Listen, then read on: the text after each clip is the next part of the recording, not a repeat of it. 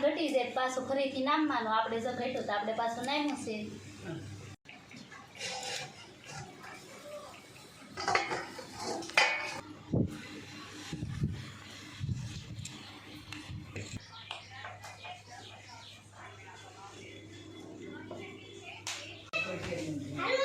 તો hello YouTube family, કેમ છો બધા? મજામાં જ છે. તો સ્વાગત છે તમારું ફરીવાર એક નવા વિડીયોમાં. તો આજે કંઈક સ્પેશિયલ વિડીયો બનવાનો છે, કેમ કે આજે વિડીયો કંઈક અલગ જ બનવાનો છે. ને આજે સ્પેશિયલ એટલે આજે બનવાના છે ઢોકળા, અને એ પણ મકાઈના. તો કઈ રીતના બનાવે, કઈ રીતના શું શું એમાં નાખવાનું હોય તો હું તમને બતાવું. તો વિડીયોમાં ઠેઠ સુધી રહેજો. આપણે પાછો લોટ નાખીને હવે નાખવાનું છે પાછી છાશ.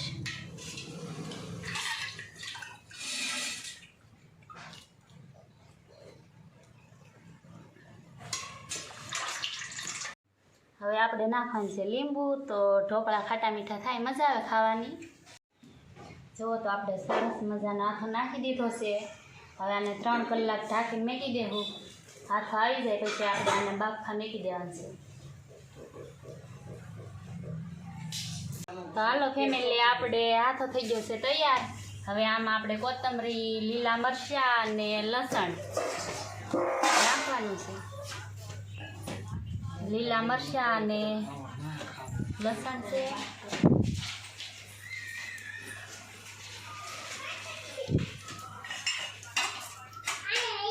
કોથમરી છે.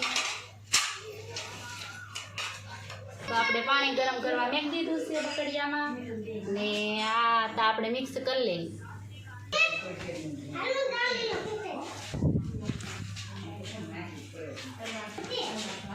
સરસ રીતે આવી રીતે હલાવવાનું છે. આપણે બધું મિક્સ કરી લેવાનું છે.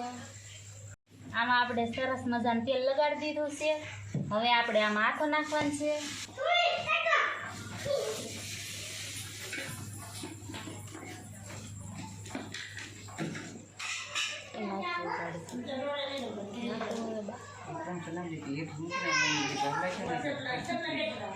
આપણે એટલો નાખી દીધું છે. હવે આવી રીતે હલાવવાનું છે.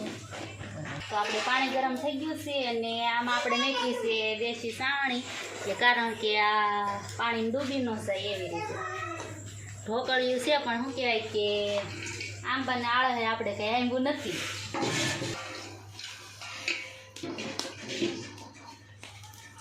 આવી રીતે આપણે ઢાંકી દીધું. હવે આપણે ઓલા બફાય ને ઢોકળા, તો આમાં આપણે તેલ લગાડીને પછી તૈયાર કરીએ આ થાળી.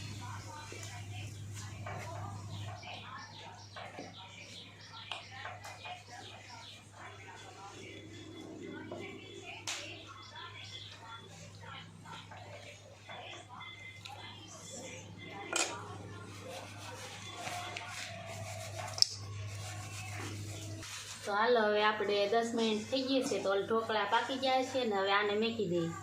બકડિયામાં પાણી મેક્યું, પછી સાવણી મેકેલી છે ને એની ઉપર આપણે થાળી મેકી છે, કારણ કે પાણી મેકીએ એટલે ગરમ થાય એની વરાળે આપણે બાફવાના હોય છે.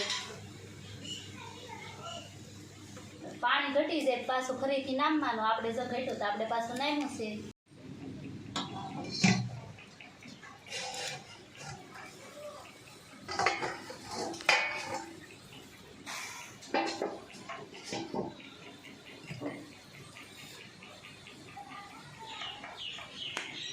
તો આ સરસ મજાનું પાકી ગયું છે. હવે આપણે આને આંબી લેવાનું છે, બીજી થાળી મેકી દેવાનું છે.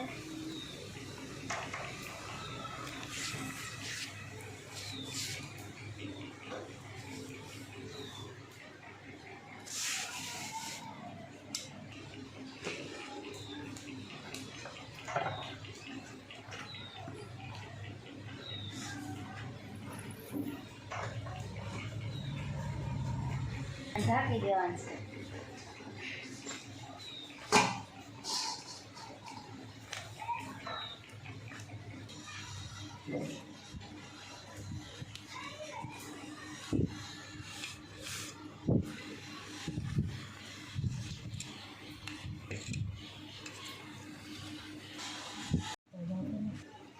તો હવે આપણે આને ટેસ્ટ કરવાનું છે, કેવા લાગે કેવા નહીં.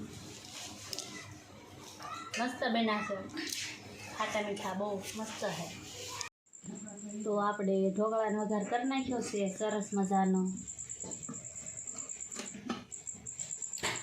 તમે આને શું કહેતા હોય, અમે તો ઢોકળા કહીએ, તમે શું કહેતા હોય કોમેન્ટ કરજો.